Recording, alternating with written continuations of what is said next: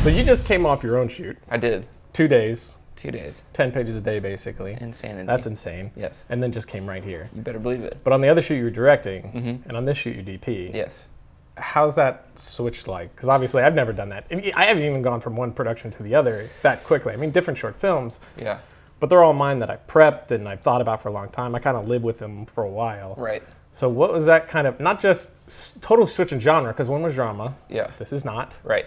And roles. I wish I would have done this one first and then gone to mine, because I could have stolen some directing tricks from you, which would have been nice. No, I mean it's apples and oranges. It's a completely different way of being on set and thinking about things. I think if you DP a bunch and then you start directing, I think the the danger is that you start worrying about the way that the image looks.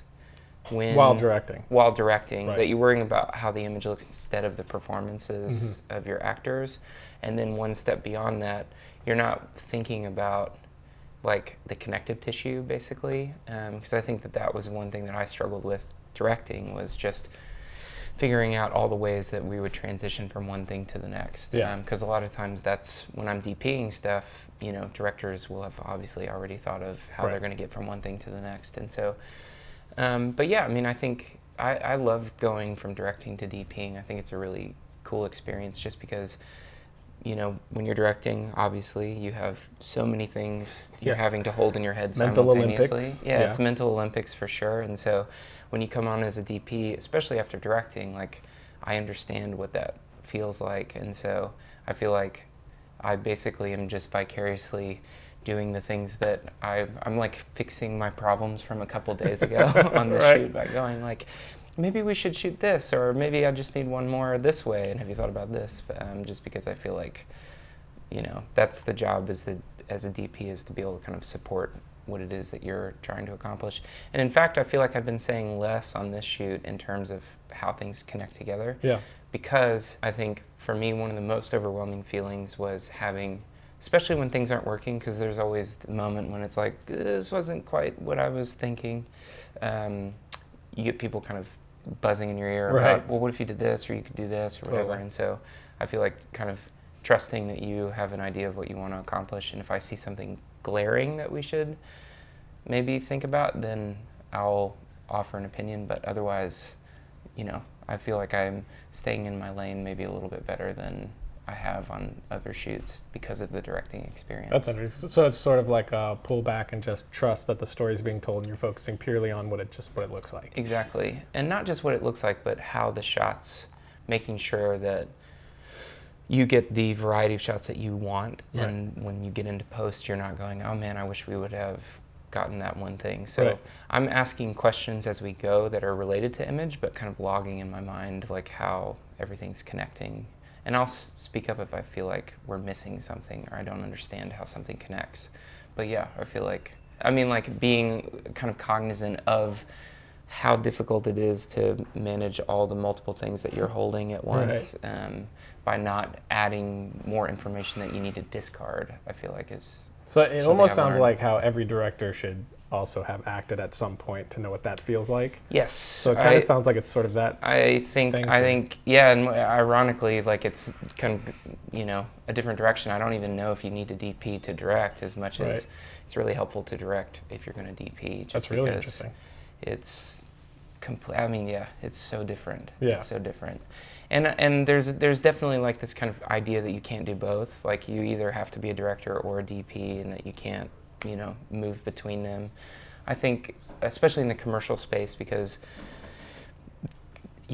a lot of times in a commercial production, the DP tends to be the good guy because, the agency or the clients are like, it looks great, we love you, you know? Whereas there's some creative friction a lot of times with the director. And so I understand the idea that, like, if I was directing commercials a bunch as well, then an agency could go, well, that DP was really great to work with, and I heard he's directing, so maybe we'll get him. Right. I guess there's like some potential for Do you think there might be like some insecurities too? Totally. Like because I know for me, I mean, we're pretty tight already, and we're pretty lockstep, so bringing you on is so simple for me, especially after the first time we worked together and how much we've talked creatively. We seem to vibe a lot. Plus, you bring in sort of a different viewpoint, which I really, really like, which just changes my stuff just enough. So for me, it's more partnership than anything else. But you having directed is kind of like, is he judging my direction? Right. You know what I mean? So do you think that's kind of a part of it as well? I mean, I think the reality is all that is some different version of feeling vulnerable. Totally. And like directing will be incredibly vulnerable no matter what. Because you work with some big actor, like on my short, when I was directing, my first AD casually mentioned that he was an AD on Minority Report. Like, I'm instantly, just a little, I'm little like indie film. instantly going like, oh my gosh, like, I'm such a joke compared to like the people that he works with on a regular basis.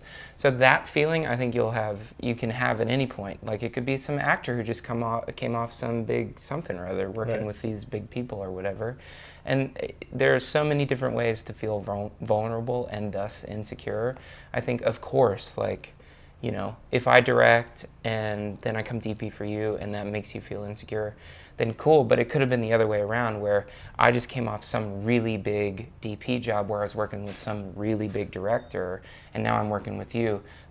That's another way to feel insecure as well. Totally. So it doesn't really matter. You know, like there's any number of ways to feel insecure when you're having to bring a creative vision to life. Well, with this one, with switching and coming in, because you were so tight between that short film and this one, prep time was minimal, which I wasn't really worried about because, again, I think we see eye to eye on a lot of things.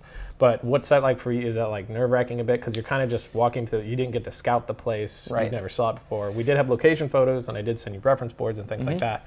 But you're kind of coming in pretty fresh. Sure. So what is that like? I mean, I would say that has a lot to do with the crew that you work with. So my first AC on this project is a guy named Chase Smith, and I worked with Chase tons and tons. He just came with me from the short that I shot a couple of days ago. And so I knew that on the camera side of things, we talked through some moves and knew things that we needed to be prepared for, but I knew that like we'd be able to flex and make anything work that needed to happen because we have an existing relationship and kind of understand how to work together. And the same is true of the gaffer on this job, Seth Newell, who's gaffing. He and I have worked together a bunch, and so I knew that you guys were talking about specific elements and story moments that we knew we would accomplish, which is great because the only thing different in terms of me preparing versus the only thing different is that you talked with Seth about a handful of things as opposed to me. Otherwise, it would have been you talking to me and me calling Seth and having the exact same conversation. So having people that we have overlapping and similar styles and like the same kinds of things, I knew that, you know, walking into this, if you got good people around you, that we'd be ready to go. Going back to your gaffer DP relationship, because that's an interesting one that I think very few people, especially people starting out, understand the relationship of. So could you just cover kind of quickly what a DP gaffer relationship actually is, like how that goes together? Yeah, totally. So I mean, it's very analogous to the director DP relationship, which is my job is to basically use light, camera, lensing, and placement, movement, basically to construct images. And the gaffer is my right-hand man in that process, in the sense that they are primarily involved in the way that the actual construction of the light that is going to fall in a particular scene. And right next to him would be the key grip, which is he's involved in not just placement of lights and rigging, but also support and helping the camera move. So those two roles are like super critical, I guess, in terms of they're my primary tools to help create the image. So it's almost like the DP's the brain and they're the hands. Exactly. In the same way that I feel like the DP a lot of times is one brain for the director. You know? Totally. For sure. So that relationship, of course, in the same way that a director-DP relationship always varies, is completely, specific to the people. I worked with a different gaffer on my short, obviously, and then coming here and working with Seth, completely different people. I was literally talking to Chase when we were driving back to the hotel last night. It's so interesting that you work with all these different people and they may approach something completely differently, and we may leave in a completely different direction, but we always kind of end up in the same place, which is, looks like I shot it. Right. And then that's a really interesting reality that and that's what people mean by the most important thing you can do is spend time developing your own voice, which Right. just means confidently saying, I like this and I don't like that.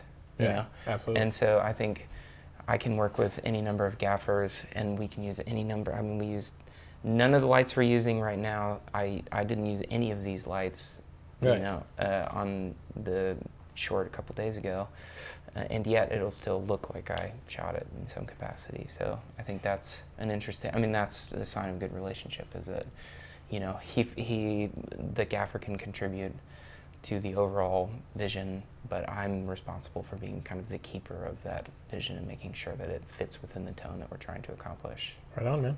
All right, well, we have another day to shoot. Yes. So let's. We should like go shoot. There's a fly that's bothering me. Is why I want to stop. Yeah. Touch hands. Touch hands. There's nothing more discouraging than having a pile of overdue paperwork just sitting there staring at you while you try to do work or anything else at all, really. Well, our friends at FreshBooks have just launched an all-new version of their cloud accounting software that will give you more time to do what you love and not feel discouraged by the paperwork demon. FreshBooks has been redesigned from the ground up and custom built for the way you work. It's the easiest way to be more productive, organized, and most importantly, get paid quickly. The all-new FreshBooks is not only ridiculously easy to use, it's also packed full of powerful features like creating and sending professional-looking invoices in less than 30 seconds, setting up online payments with just a couple of clicks, and getting paid up to 4 days faster. You can see when your client has seen your invoice, so it puts an end to the guessing games. And right now, FreshBooks is offering a free 30-day unrestricted trial to film rioters. To claim it, just go to freshbooks.com/filmriot and enter FilmRiot in the How Did You Hear About Us section. Logo. So that's it for today, which is time for my suggestion of the week, and that is going to be Ryan Booth's Vimeo channel. You can check out all his work right here. He does some amazing stuff, so definitely check that out. And until next week, don't forget to write, shoot, edit, repeat.